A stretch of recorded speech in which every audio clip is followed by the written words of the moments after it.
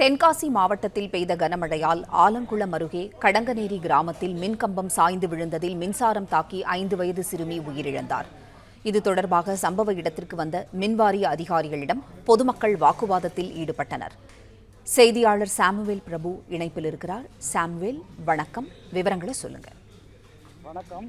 தென்காசி மாவட்டம் ஆலங்குளம் அருகே உள்ள கடங்கநேரி கிராமத்தில் நேற்று இரவு வீசிய பலத்த காற்றால் மின்கம்பம் வயல்வெளியில் சாய்ந்துள்ளது.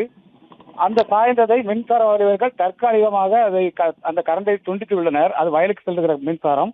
ஆனால் இன்று அதிகாலையில் ஊருக்கு வரக்கூடிய மின்கம்பம் ஒன்று சாய்ந்து அந்த சாய்ந்ததை கவனிக்காமல் இருந்ததால் அந்த ஊருக்கு பக்கத்தில் இருக்கிற இரும்பு மின்கம்பத்தின் அருகே 2 குழந்தைகள் விளையாடி கொண்டிருந்தனர்.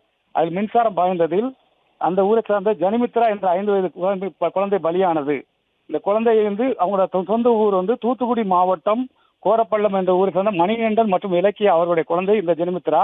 இவர் தற்போது இவர்களுடைய தாத்தா பாட்டியான முருகன் அவர்களுடைய வீட்டில் இந்த குழந்தை வளர்ந்து வருகிறது.